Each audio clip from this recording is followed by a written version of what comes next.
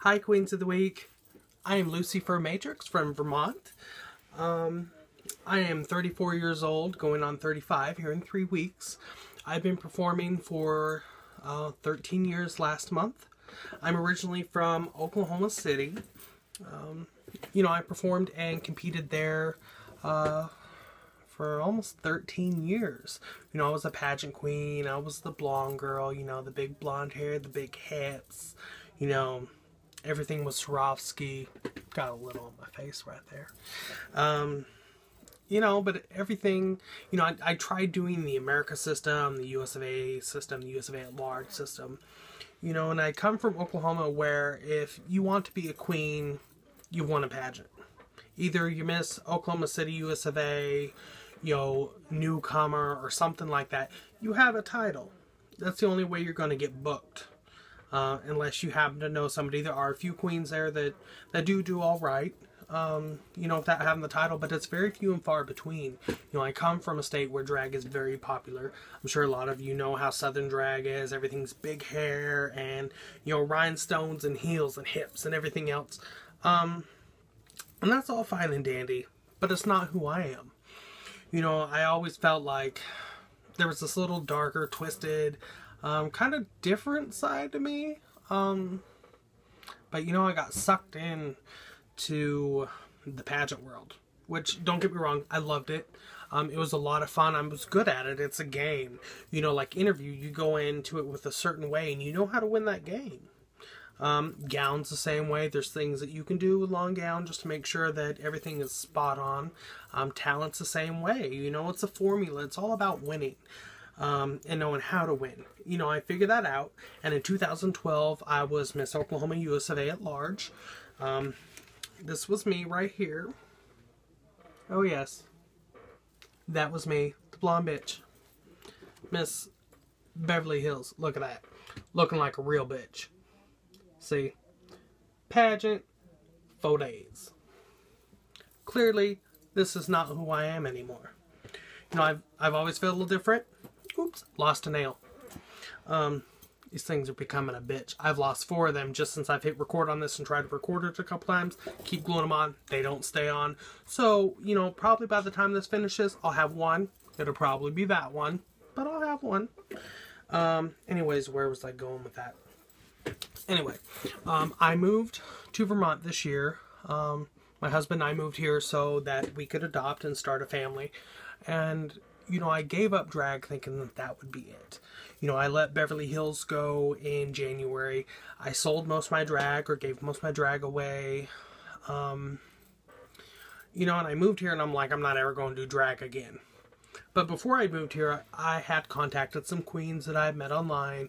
I'm like, anything ever comes up, give a girl a call. Maybe I'll come do a show. So in August, I get a call from Major Face, saying, why don't you come do Vermont Pride? And I'm not going to lie, I was a little tipsy. So I'm like, sure, girl, I'll do it. But, just to let you know, I have facial hair now and I don't want to shave. So is that going to be an issue? Did I mention I was drunk? She was okay with that. But the next day, I woke up and realized, you've screwed up now. You have screwed up royally, bitch. Because now you've committed to being a bearded queen. So I'm thinking, shit, what have you done? So I'm thinking, how am I going to make this bearded queen thing work? Because during the day, I like to be a boy. So, I'm thinking, well, what really works with the beard? And I'm like, well, the devil works. And Luci Furr is kind of cute. So we're going to go with Luci Furr. So that's how Luci Furr-Matrix happened. I planned to do one show. It wasn't going to be anything this extreme. I wasn't going to do the pink beard and the glitter. Lost another nail, son of a bitch. Anyway, back to subject. I wasn't going to do anything weird. I was thinking I was just going to wear my blonde hair, because I still brought 2 with me. So I'm thinking, I'll just wear my blonde hair and we'll do something kind of creepy and we'll call it good. Well, long story short, I tend to go over the top with everything I do. So I'm thinking, well, Luci Furr obviously needs horns. And I'm thinking, it's hard to find pink hair, and I kept looking. you know, the best I could do is going to Albany, which is 2 hours away, and I bought some weave hair from the ethnic store, and ta-da! Dreadlock pony happened. You know, I always wanted to have a high back pony, and I got it. Maybe hot pink, but I got it. So, I show up to Pride, nervous as hell. Show up looking pretty much like this, with the jewels on the face, the nose ring, you know, the glittered pink eyebrows, the pony, the horns, the whole 9 yards.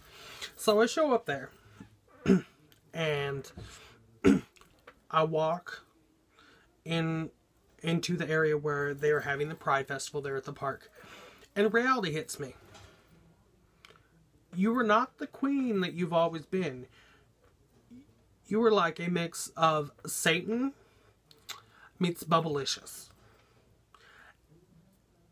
And I kind of freaked out just a little bit. You want to talk about the weird looks. You can imagine, because Vermont is very laid back, very just normal. You know, everything's about comfort. You know, you better have your boots for the mud and the snow and all that other stuff. High fashion's not really big here. You know, and from what I found, there's really nobody with kind of my aesthetic here at all. So, you know, all that was playing in my mind going in there, and I was so nervous. I met some of the queens, and they were all extremely sweet. That's one thing I can say about Vermont queens. They are extremely sweet. But, you know, as the show's going on, I'm getting more and more nervous. And I'm thinking, bitch, what are you doing? You look crazy. You look crazy. So, needless to say, it was my turn to perform. I walk up on the stage, turn that corner, my big coat, music starting, everybody sees this. You could have cut the tension with a knife. For just a second, it was very awkward. Everybody's like, what is that?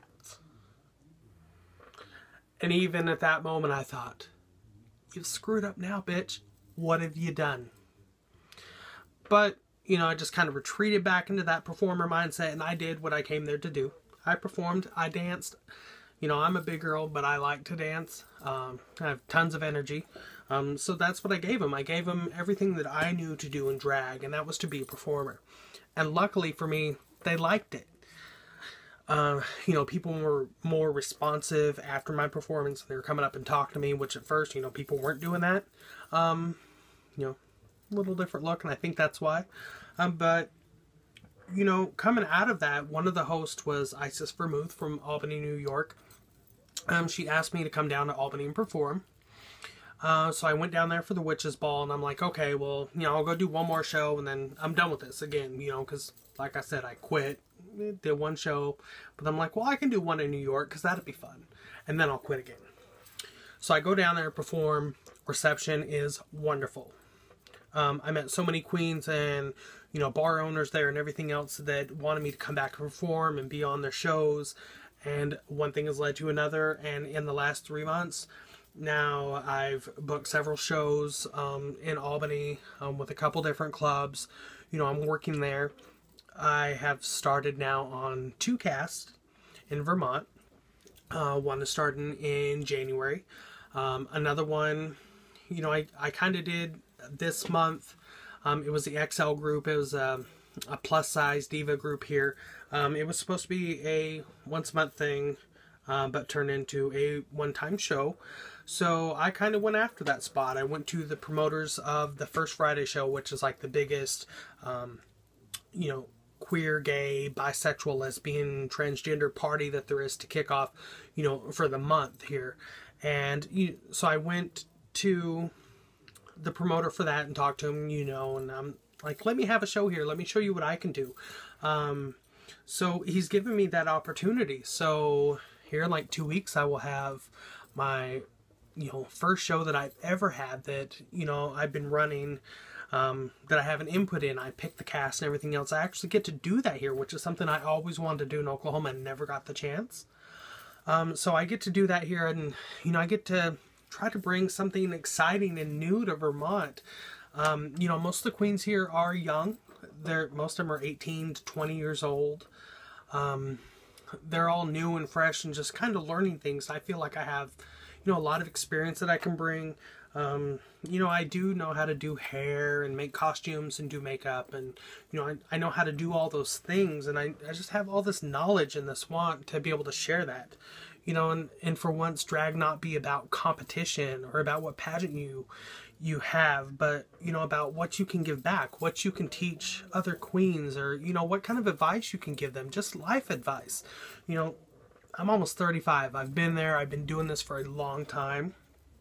You know, I've kind of been all over the place, and, you know, I just feel like I have a lot to give, and not only here, you know, I want to be able to expand, you know, on YouTube and Facebook, and, you know, I've kind of had to start over with this new persona, you know, make new friends, get a new following, prove to people that, you know, what I'm doing is relevant and fun, and, you know what, they're buying it. They're finally seeing what I've, you know, always kind of just wanted, and that's kind of be a performer and be good at what I do and be recognized for what I do and be able to just, you know, be a lending, helping hand to other queens who, you know, just have questions, you know, I have the experience. You know, you know, and to be honest, I think I would be really good for Queens of the Week because I have an opinion about everything. Everything. Oh my God. First of all, I have an opinion about makeup. When the lips start running, it's just bad, so we're going to fix that real quick. Okay, so that's better. Anyway, so like I said, I have an opinion about everything. Look at that. Lost another nail. I have an opinion about these nails. They suck. Don't buy them. Yes, they're cute and they were on sale from the Halloween store for like $1 the day after Halloween. But you know what? I spent $5 in glue trying to keep these some bitches on, and they ain't doing the trick. They ain't doing the trick at all. But you know what? At least I'll know not to use those for a show. They're cute, but they don't hold on. So anyway, back to what I was saying. I have an opinion about everything. You give me a topic, you're gonna get it. So, my phone decided that it had had enough of me. Storage was full, so I had to go get the husband's phone. So, there's gonna be a little cut in this video, but we're gonna put it right back together. So, I think I was talking about something that I have an opinion about. So, I'm gonna give you my opinion about something that I find very serious. One thing I cannot stand is a queen who thinks she's going to try to tell you how to do drag. I'm not the one. You know, the one thing I've learned from doing drag for all these years, drag is your own personal art form. It's what you feel like it should be. Not what that bitch over there thinks, or that bitch over there. It's about what you think. You know, it took me a long time to finally just embrace and be the weirdo that I feel like on the inside. I get really tired of hearing queens try to say, you know, your hips need to be this proportion to your shoulders, or you need to wear, you know, this size lash, or, you know, these are the nails you should wear, or you need to make sure to wear Swarovski rhinestones, or you need to go to this designer or that designer. You know what?